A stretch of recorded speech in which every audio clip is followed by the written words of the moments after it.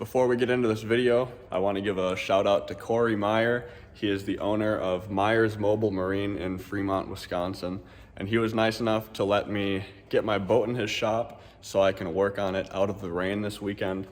Again, that's Meyer's Mobile Marine. He does great work. He's got a big shop. If you guys need boat work done, feel free to hit him up on, he's got Facebook. You can definitely find him online though and find his number if you want to.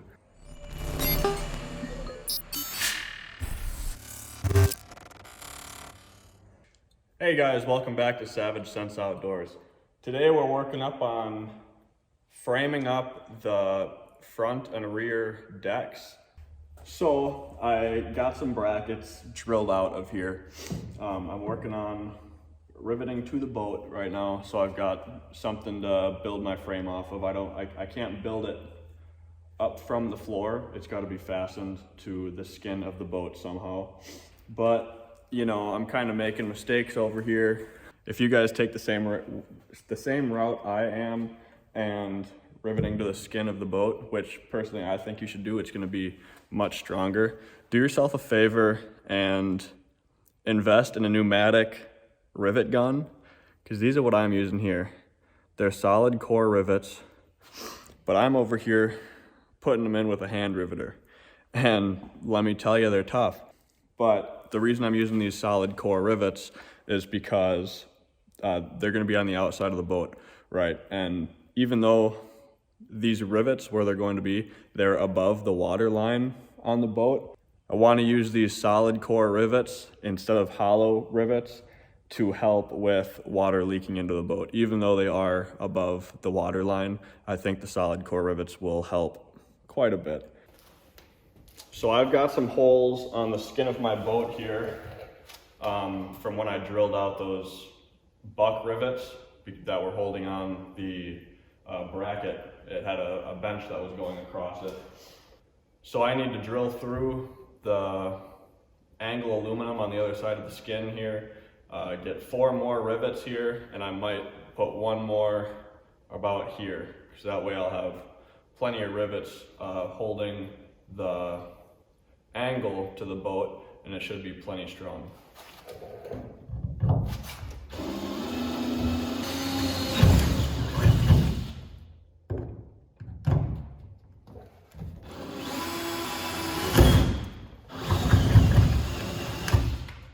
So now I got those drilled out. I'm going to put my solid core rivets through, get them tightened up, and then like I said, I'll put 1 more about here, and there'll be plenty of rivets holding up the angle.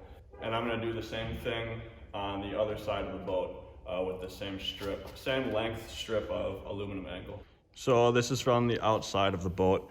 So I got 1 here, 2, 3, 4, 5, 6, 7, 8. Not ideal, but I needed to fill these holes. I couldn't have open holes on the outside of the boat, obviously.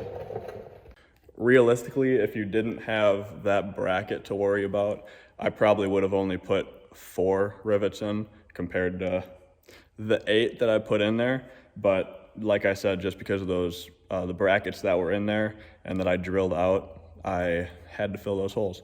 There's no way around that, but just a little bit of extra energy I had to spend on those rivets, but I'll just have some yoked forearms by the end of this. But regardless, that piece of angle is on, and now I'm gonna worry about this side. So we got angle on both sides of the boat for this rear deck. The next thing we're doing is I want to line the bottom of the front of the deck, and then I'm gonna put angle around the back of the deck, because that way I can have uprights tying the decking to the floor, and I do not want anything tied into my transom. And that's just in case I want to replace the transom in the future, or that's pretty much it. I don't want to tie anything into the transom in case I need to replace it, because there's no reason that I should have to take apart the back deck in order to work on the transom. That would be a it'd be a stupid design to tie into the transom that way.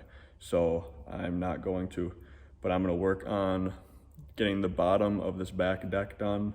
And like I said, essentially, I'm gonna line the base of where the back deck will be and then start working on my uprights and work on the frame for the platform of the deck. And also, just so you guys know, I'm using regular pop rivets here. They are not countersunk, they are not the solid ones. They're just regular hollow core rivets that you find at any hardware store. I'm using 3/16 by 1/4 inch. I think the 3/16 is the width of the shaft, or the width of the core, however you want to look at it. But yeah, like I said, they don't need to be countersunk because they're going to be under the deck, and it doesn't have to look pretty because, well, there's not going to be sheet metal on it.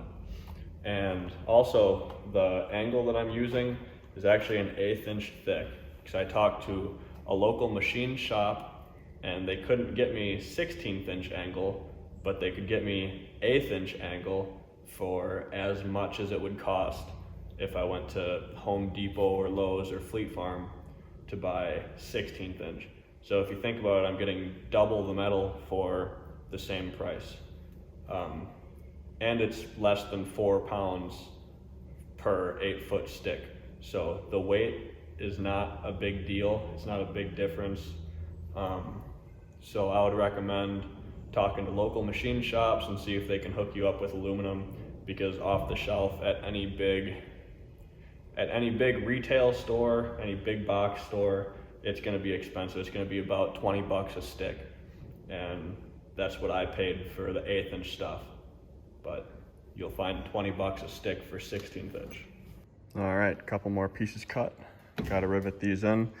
These will be where I run most of my supports going upwards, except for in this little compartment here, because I'm planning on mounting a seat here. So obviously I'm gonna have a lot of weight here all the time.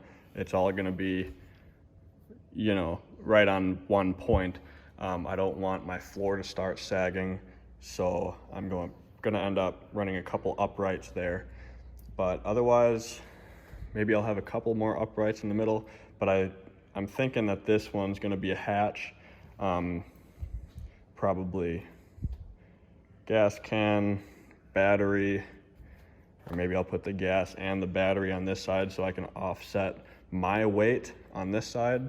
And then I'll most likely have my trolling motor batteries up front. I'm just trying to do my best with thinking about how weight is going to be distributed, where weight is going to be most of the time, and that's something that you should take into consideration when you're laying out your boat. I am kind of making stuff up as I go a little bit here. In the end, I think it'll work out okay. I know I kind of run into issues as I go, not planning ahead, but at the same time, it's kind of just my style to go ahead and figure it out as I go. And I mean, I haven't run into any issues that were too big, you know, thank God. Hopefully nothing comes up soon, but we'll keep running with her, keep working on this back deck. Got to get these riveted down, and then I'll start working on the framing for the top part. All right, she's starting to roll pretty good. Gonna get some upright supports on this front bar. Probably one right there, one right there, one right there. Maybe I'll put two closer to the center. I'm not sure yet. I'll see how it looks.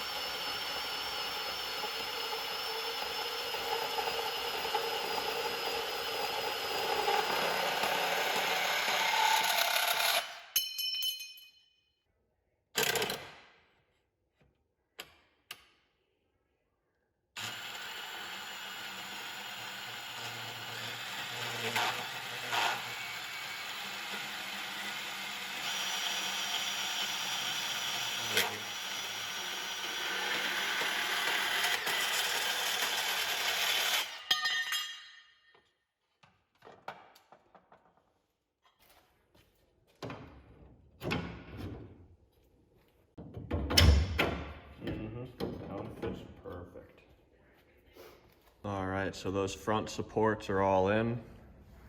Next thing I'm gonna start working on is a base for the back. The metal's fantastic. I actually got it from my friend Ted. He owns a machine shop. If you want to get in contact with me, if you're in the area of Wisconsin and you want him to order you some metal, feel free to get in the comments. Say we can talk on Instagram, whatever you want, and get you in contact with him to order some metal.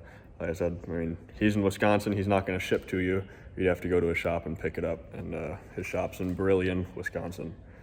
But like I said, couldn't be more happier with how strong this metal is. It definitely is harder to drill through and cut, and it makes everything take a little bit longer. But the point in doing everything in aluminum is so I never have to redo this boat, right? You know, if I do it out of plywood, sure, it might be easier, but it's not gonna last forever.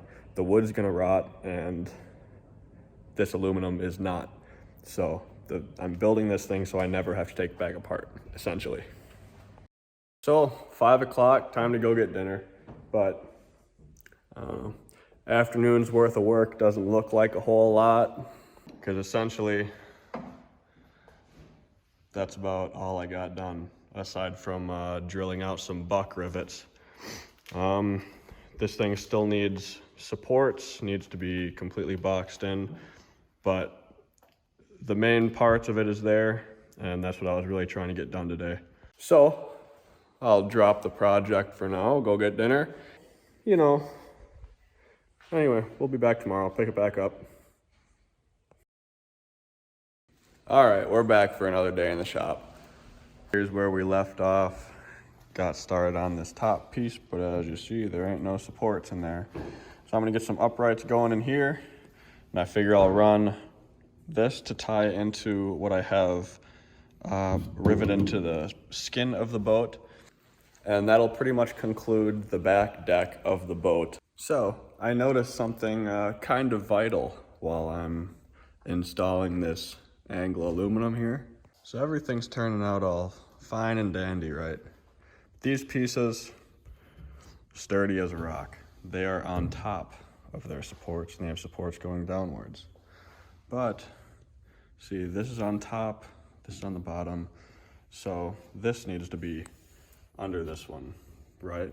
Theoretically, because then when I go to lay sheet, I have to add another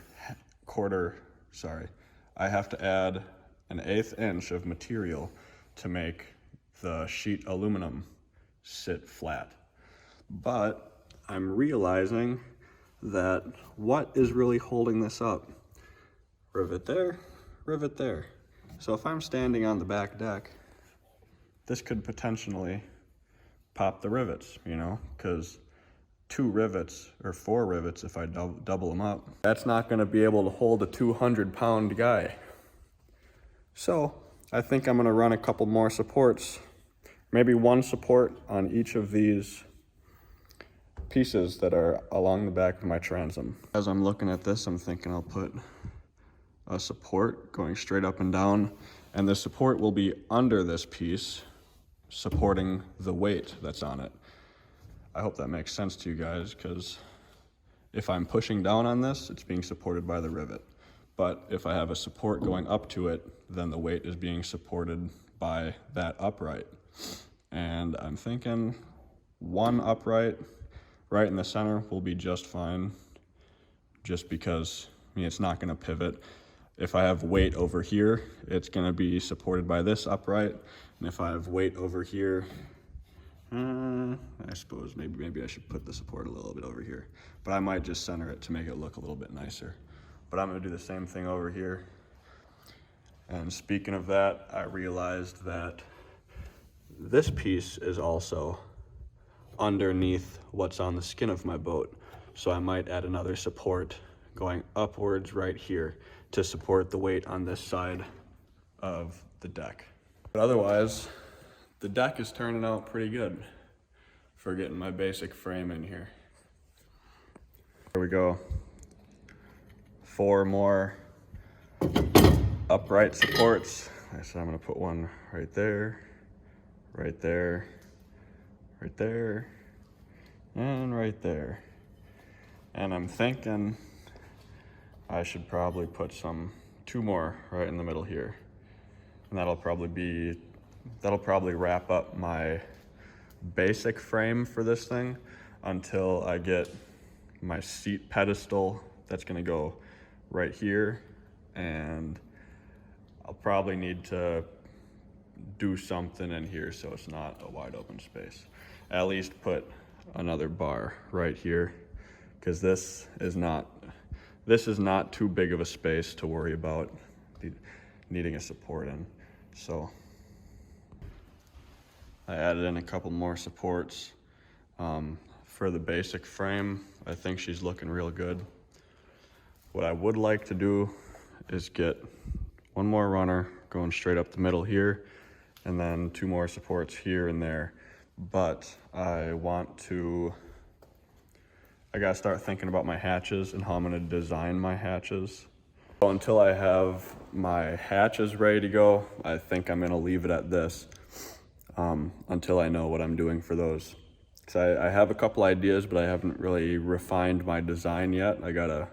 I'll probably make some type of prototype and make sure it's gonna be dry. Because I want a dry hatch, and I want it to have like a drip seal or something to catch water in, so it doesn't, like if I've got a hatch for wallets and phones, I don't need it getting filled up with water, right? Plain and simple. But to cap things off, we use these solid rivets at the start of the video. Like I said, they're a solid core, so it shouldn't leak. If it does, it's above the water line, so it shouldn't be an issue anyways.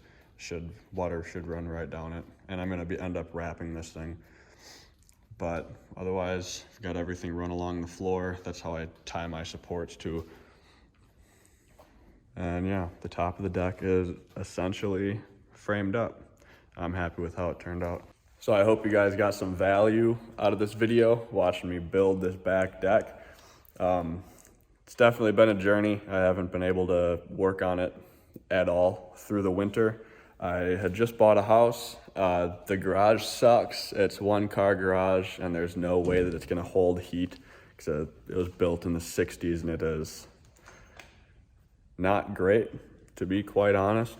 And just not enough room to work on the boat. So with springtime rolling around and summer coming up, I should have plenty of time to get working on this boat. So that being said, drop this video a like so other people can find it. Hit subscribe, ring the bell if you want to, because you'll get notified once I post the next video, which should be framing up the front deck. The front deck will hopefully be a little bit easier. Some pieces might be more challenging, but for the most part, I won't have to worry about the transom. That was something I wanted to stay away from, is I don't want anything mounted to the transom. But anyways, I'll see you guys next time.